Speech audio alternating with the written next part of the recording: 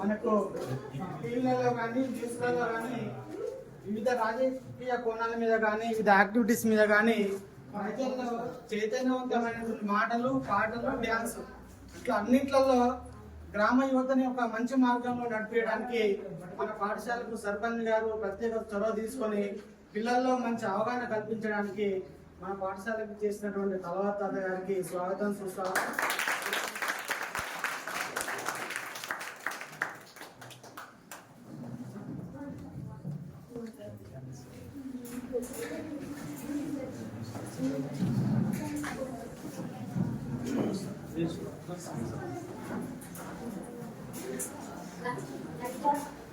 యాదాద్రి భువనగిరి జిల్లా సంస్థానం నారాయణపూర్ మండలం తర్వాత ఆచార్య జయశంకర్ బడిబాట కార్యక్రమాన్ని ఈరోజు మన గుజ్జ గ్రామంలో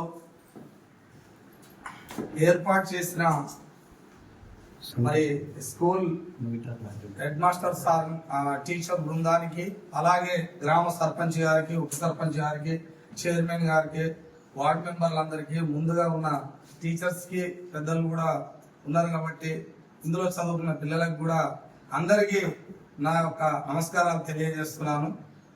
ప్రధానంగా వాస్తవానికి నేనైతే చాలా స్కూళ్ళు తిరుగుకుంటూ వస్తున్నా. రాను రాను రాను ఏమవుతున్నదంటే, వాస్తవానికి పండగ చర్చించుకున్నట్టు సార్లు చెప్పినట్టు మరి ప్రైవేట్ స్కూళ్ళు ఎక్కువైపోతున్నాయి.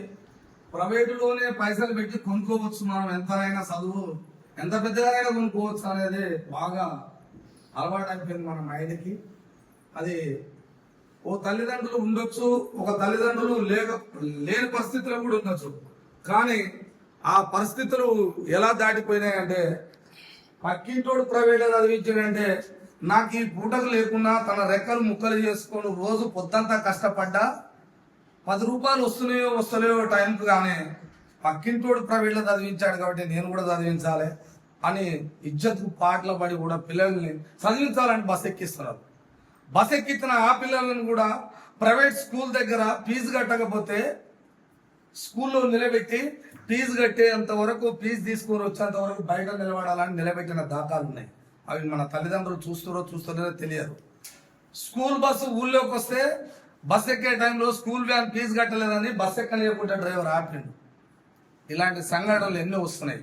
అంతమంది 20 మంది 30 మంది ఒక బస్సులో పిల్లలు ఉంటే ఆ పిల్లల ముందు ఫీజు కట్టకపోతే కింద దింపి ఆ ఒక్క పిల్లవాడిని అవమానిస్తే ఎట్లుంటుందో ఆ బాధ ఒక్కసారి ఆలోచించుకోవచ్చు. కూడా మనం ఎందుకు చూడమంటే మన పని మీద మనం ఉన్నాం కదా.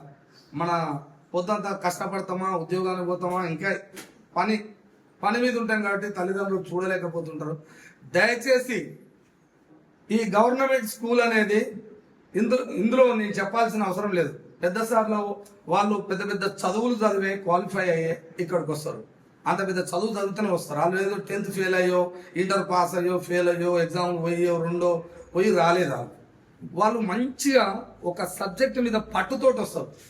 ఒక్కొక్కరు ఏ విధంగా చెప్పాలి, పిల్లల్ని ఏ విధంగా నేను ఈ స్థాయికి ఎలా వచ్చానో, నా పిల్లలు కూడా నేను చెప్పే స్కూల్లో 50 మంది స్టూడెంట్ ఉంటే, 200 మంది స్టూడెంట్ ఉంటే, 100 మంది స్టూడెంట్ ఉంటే, కనీసం నేను చెప్పే ఒక క్లాస్కి 10 మంది అన్న ఆ భవిష్యత్తులో వాళ్ళ కాళ్ళ మీద ఒక ఉద్యోగం ఏదో ఒకటి కొట్టి అక్కడ నిలబడితే అంతకంటే ఆనందం ఆ సార్కి ఉన్నది. ఆ సారికి ఏదో ఉద్యోగం వచ్చింది, నాకు 70,000 50,000 లక్ష వస్తుందేమో, నేను పోతున్నా, చెప్తున్నా, పోతున్నా అనేదానికంటే నేను చెప్పిన స్టూడెంట్ ఏ రోజైతే ఒక స్థాయిలో నిలబడతారో ఈ ₹1,00,000 వచ్చేదానికంటే, 70,000 వచ్చేదానికంటే, 50,000 వచ్చేదానికంటే ఆనందం ఆ రోజే నా కింద చదివిన స్కూల్లో ఒక టీచర్ అయ్యిండు, ఒక ఉద్యోగస్తుడు అయినప్పుడే గర్వంగా ఫీల్ అవుతారు ఆ టీచర్స్. కానీ ఆ తపనంతా ఎవరి కోసం? మన పిల్లల కోసం. కానీ మనం ఏం చేస్తున్నాం? పట్టించుకోలేకపోతున్నాం. ఎక్కడ గాడి తప్పుతున్నదంటే, గ్రామంలో మన తల్లిదండ్రులు ఉండొచ్చు, కొంతమందికి పిల్లలు లేకపోవచ్చు, పెద్దోళ్ళు కావచ్చు, ఆ స్థాయి దాటిపోవచ్చు, అయినా ఆ తల్లిదండ్రులు ఈ గ్రామం వాసులే కాబట్టి నా పిల్లలు లేరు కానీ నాకేం అవసరం అనేది అనుకోవద్దు కదా. బాధ్యత తీసుకోవాలి కదా. నా గ్రామం ఇది, నా స్కూల్ ఇది, అనే స్థాయిలో ఆ తల్లిదండ్రులు కూడా ఉండాలి కదా గ్రామంలో. వాళ్ళు కూడా ఒక ఆలోచన మీదకి వచ్చి నా బడి ఎట్లా బంద్ అవుతుంది, నా బడి నుంచి ఇంకో ఊరికి ఏ విధంగా పోతున్నారు అనేది శ్రద్ధ తీసుకోవాలి కదా. ఆ బస్సులు వచ్చిపోతుంటే మనం ఎక్కించుడు ఎక్కడిది? నేను అందరికీ ఈ ఊరి గ్రామ ప్రజలందరికీ, పెద్దలకి, చిన్నలకి, ముఖ్యంగా మనమందరం ఎవరైనా ఉండొచ్చు, ఎవరి ఇష్టం వాళ్ళది. రాజకీయాలు చేస్తాం, అవి ఆల్రౌండ్ ఎన్ని పార్టీలైనా ఉండొచ్చు, ఎవరి ఇష్టం వాళ్ళది. పార్టీలు ఉండొచ్చు, పార్టీలలో పనిచేస్తున్నామంటే ఒక నాయకత్వం బిల్డ్ చేసుకొని ఒక నాయకత్వంగా ఒక మంచి పని చేయాలని తపన పడతారు, తప్పులేదు, తపన పడు. కానీ కార్యక్రమం చేయాలి. ఏదా కార్యక్రమం? పోటీ పడుతున్నామే, పోటీలు కాదు, కలిగడం.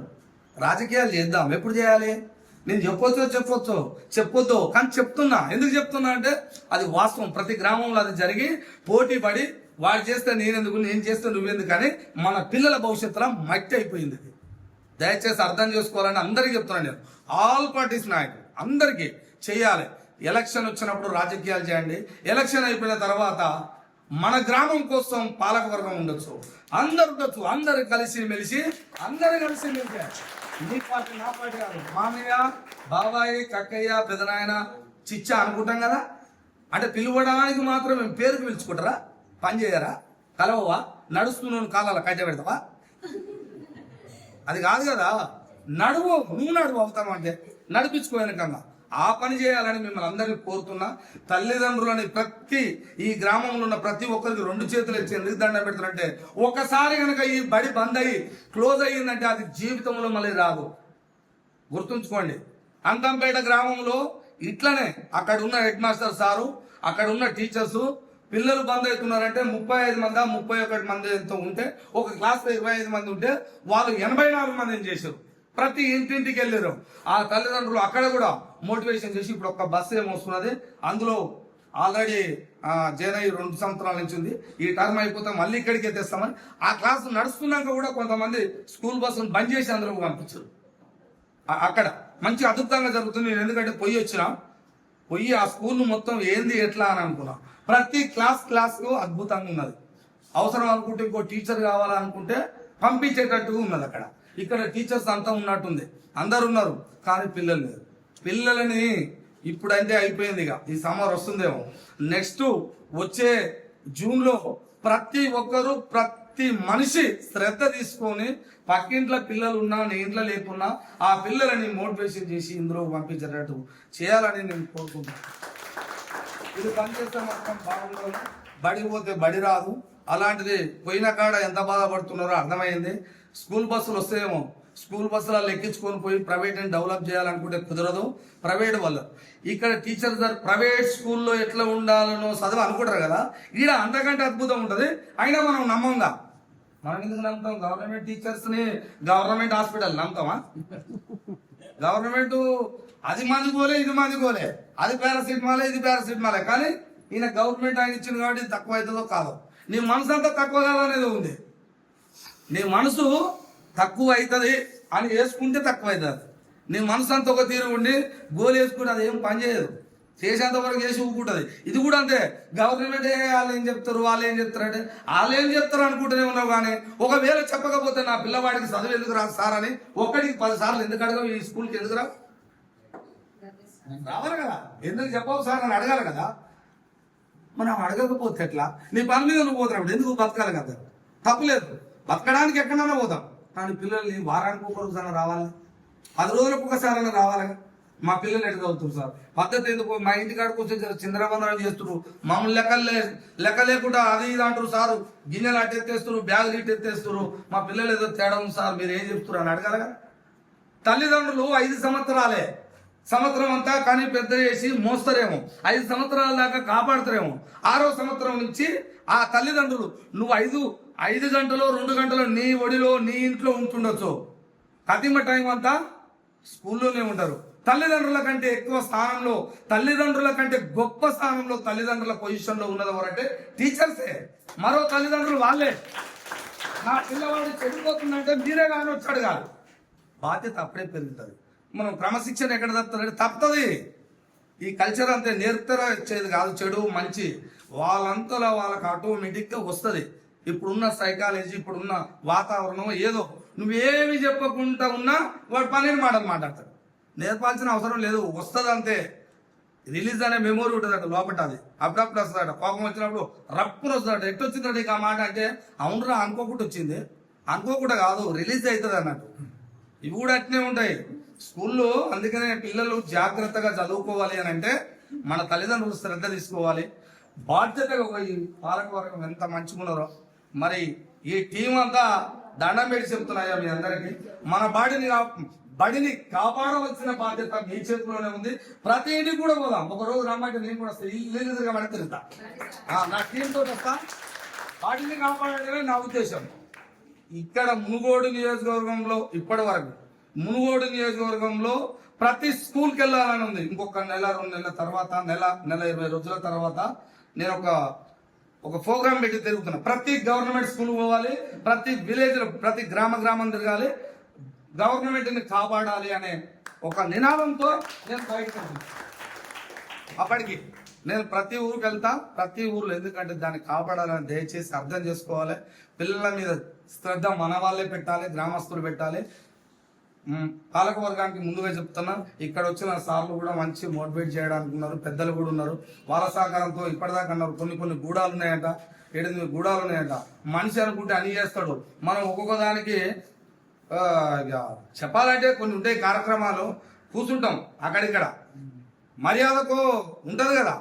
ఆ టైంలో 1000 కావచ్చు, 2000 కావచ్చు, 3000 లెక్కలేదు. సవాల్కే సవాల్ ఉంటది, అక్కడక్కడ జరుగుతుంటాయి. ఆ సవాల్ ఏందో ఈ సవాల్ తయారు చేస్తే మీ అందరికి పుణ్యం ఉంటుంది అనుకుంటారు. ఒక్కొక్కరు అట్లా చేస్తే మంచిగా ఉంటుందని కోరుకుంటూ నాకు ఈ యొక్క అవకాశం ఇచ్చిన యాజమాన్యానికి, పాలకవర్గానికి, ఇక్కడ ఉన్న పెద్దలకి అందరికీ ధన్యవాదాలు. ఏమైనా విద్యార్థులు, ఈరోజు ఆచార్య జయశంకర్ బడిబాట కార్యక్రమానికి చేసినటువంటి ముఖ్య అతిథి తల్వార్ తాత గారు. అయితే నేను ముఖ్యంగా తల్వార్ తాత గురించే మాట్లాడాలనుకుంటున్నా. అయితే అన్నగారు అనేక కార్యక్రమాల మీద ఫోకస్ పెట్టి, అంటే నేను బాగా నచ్చిన ప్రోగ్రామ్ ఏంటంటే వికలాంగుల మీద ఒక డిబేట్ పెట్టిండు. అసలు చాలా అద్భుతంగా అనిపించింది. ఇంకొకటి ఉస్మానియా హాస్పిటల్లో ఒక డాక్టర్ చనిపోతే దాని మీద కూడా అసలు డిబేట్లో అసలు అద్భుతమైన రిజల్ట్ రావడం జరిగింది. మునుగోడు కాన్స్టిట్యూషన్లో రోడ్ల మీద అక్కడక్కడ పోయినప్పుడు ఆ రోడ్ల మీద కూడా కార్యక్రమాలు చేస్తే అసలు అద్భుతమైన స్పందన వచ్చింది. మరి అదేవిధంగా మన సర్పంచ్ గారు ఈరోజు ఇంత కష్టపడి అన్నగారిని, తల్వార్ తాత గారిని తీసుకురావడం చాలా శుభసూచకం. తాతగారు కనుక మన విలేజ్లో ఆమ్లెట్ గ్రామాల్లో కనుక తిరిగితే దాదాపుగా మన ప్రైమరీ సెక్షన్లో అద్భుతమైన రిజల్ట్ రావడం జరుగుతుంది. ఎప్పుడైతే ప్రైమరీ స్కూల్లో రిజల్ట్ కనుక రిజల్ట్ వస్తే ఆటోమేటిక్గా హై స్కూల్లో 1 or 2 ఇయర్స్లలో, ఒక 3 ఇయర్స్లలో మన స్కూల్లో కూడా అనుకున్నంత, అంటే మనం ఏదైతే రిజల్ట్ కావాలనుకుంటున్నామో, ఏదైతే స్ట్రెంత్ కావాలనుకుంటున్నామో అది ముఖ్యంగా చేరుతుంది. ముఖ్యంగా మనం చేయవలసింది ప్రైమరీలో స్ట్రెంత్ పెంచడం. హై స్కూల్ అనేది ఒక స్టేజ్ దాటిపోయింది. ఆ దాటిపోయిన దాన్ని తిరిగి రావాలంటే మనం హై స్కూల్ వాళ్ళని కూడా కలిసి ప్రైమరీ సెక్షన్ డెవలప్ చేస్తే మనం అద్భుతమైన ఫలితాలు సాధించడానికి ముందంజలో ఉంటాం. దాంట్లో తల్వార్ తాత మన గుజ్జ గ్రామాన్ని కనుక దత్తత తీసుకొని మీరు కనుక బాగా తిరిగితే మా చైర్మన్ గారు కానీ, సర్పంచ్ గారు కానీ, పాలకవర్గము, ఈ 2 స్కూళ్ళ, చిన్నబడి స్కూల్ హెడ్ మాస్టర్లు, ముఖ్యంగా నేను ఇంకా గొప్ప విషయం ఏంటంటే మన సెక్రటరీ గారు కూడా మన స్కూల్ని ఒక అందమైన బడిగా తీర్చిదిద్దడంలో సార్ పాత్ర అమోఘం. మేము ఏది చెప్పినా కానీ వెంబటే గ్రామ పంచాయతీ సిబ్బందిలో నుంచి చాలా పరిశుభ్రంగా ఉంచడంలో సార్కు మా పాఠశాల రుణపడి ఉంటుంది. తల్వార్ తాత గారు మీరు అనేక కార్యక్రమాలు చేస్తారు. మాకు మేలో కనుక మీరు ఎప్పుడు, అంటే మేము మీకు టైం ఇవ్వం కాదు, మీరే మేము అడుగుతాం మిమ్మల్ని, మీరు టైం ఇవ్వడం మాకు చాలా గొప్ప వరం లాంటిది. మీరు కనుక ముందంజలో ఉంటే మా సార్ కోరిక తీరుతుందని ఆశిస్తూ, మీరు ఈరోజు ఎన్నో కార్యక్రమాలు ఉన్న మా పాఠశాలకు వచ్చి మా పిల్లలు మిమ్మల్ని చూడగానే ఒక ఆప్యాయత, ఓ తాత వచ్చిండ అనేది వాళ్ళ సంతోషం వెలకట్టలేని. అందరు చూడండి ఎంత చక్కగా నవ్వుతారో. అంటే ఎన్ని డబ్బులు ఇచ్చినా సంతోషం రాదు. మీ యాక్టివిటీస్, మీ కార్యక్రమాలు చూస్తే ఆ విధంగా పిల్లల్లో, అదేవిధంగా పేరెంట్స్ లో కూడా మోటివేషన్ అవుతుంది. కాబట్టి మీరు వస్తే మా పాఠశాల సక్సెస్ అయిద్దని మేము ఆశిస్తూ మీరు మాకు సహకారం చేయవలసిందిగా. ఎన్ని లక్షలు ఇచ్చినా మీ సహకారం మీరు నిలబడితే మోటివేషన్ అయింది అంతే. మీ ఆట పాట ఒక సందర్భంలో ఒక 10 మంది కూర్చున్న కాడ మీరు అప్పుడప్పుడు డ్యాన్స్ చేస్తుంటే ఆ పిల్లల్లో ఉర్రు తలుగుతారు, అరే పంపిద్దాం తాత కూడా ఉండనే ఆలోచన వస్తుంది. కాబట్టి మీరు మా చిన్న పిల్లల్ని చిన్నబడికి రావడానికి మీ పాత్ర చాలా ఉంటుంది తాతగారు. మీరు ఇంకా మా ఊరికి టైం ఎక్కువ కేటాయించి మీరు రావాలని ఆశిస్తూ మీరు వచ్చినందుకు మా పిల్లల తరఫున మా ఉపాధ్యాయుల తరఫున ముఖ్యంగా మా సర్పంచ్ గారికి ప్రత్యేకమైనటువంటి ధన్యవాదాలు చెప్తూ, పెద్ద మనిషి అన్నాడు ఇంత మూటలు వేసుకొని తిరుగుతున్నంటే ఆయన భాషలో చెప్పడం అట్లాంటి మాటలు చెప్తుంటే ఊర్లలో ఇంకా మోటివేషన్ అయ్యి చాలా వస్తారు. కాబట్టి దోటి రాములు గారేమో చాలా అద్భుతమైన, అంటే మీలాంటి వాళ్ళు ముందుంటే మా పాఠశాల ఇంకా అద్భుతంగా తీర్చిదిద్దడంలో మా పాత్ర చాలా ఉంటుందని చెప్తూ నాకు అవకాశం ఇచ్చిన మా హెడ్ మాస్టర్ సార్ గారికి ధన్యవాదాలు సార్. సబ్జెక్టుతో పాటు విద్యార్థుల యొక్క అందరి వాళ్ళ యొక్క మనోభావాలు మొత్తం తెలుసుకొని ఏ విద్యార్థి ఏ రంగంలో రాణిస్తుందో వాళ్ళకి ప్రత్యేకమైన శిక్షణ ఇచ్చేసి ఆ యొక్క విద్యార్థులను దగ్గర నుండి మన జిల్లా స్థాయి మండల స్థాయి క్రీడలకు కానీ జిల్లా స్థాయి క్రీడలకు కానీ రాష్ట్ర స్థాయిలో జరిగిన క్రీడలు కూడా కలే వెంట ఉండి తీసుకొని వెళ్ళి అక్కడ విజయాన్ని సాధించేటువంటి సందర్భాలు కూడా మనం ఉన్నాయి. ఇవన్నీ కూడా మనం పూర్తిగా తీసుకోవాలనే మన యొక్క లక్ష్యంగా మనం భావిస్తున్నాం. Thank you sir. ఇప్పుడు ఆ తదుపరి కార్యక్రమం ఇప్పుడు కరపత్ర ఆవిష్కరణ కార్యక్రమం ఉంది. సో ఈ యొక్క కరపత్రాలను ఆవిష్కరించాల్సిన తప్పనిసరి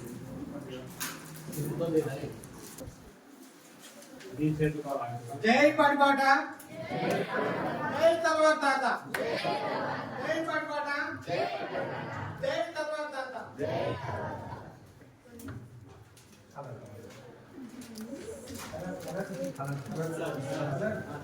ఈ పోస్టర్ ఆవిష్కరణ సందర్భంగా అందరికీ కూడా శుభాకాంక్షలు తెలుపుతూ గుజ్జ స్కూల్లో మరి అత్యధిక మంది పిల్లలు జైన్ కావాలని ఆశిస్తూ జై పడిపాట, జై పడిపాట, జై గుజ్జ, జై గుజ్జ.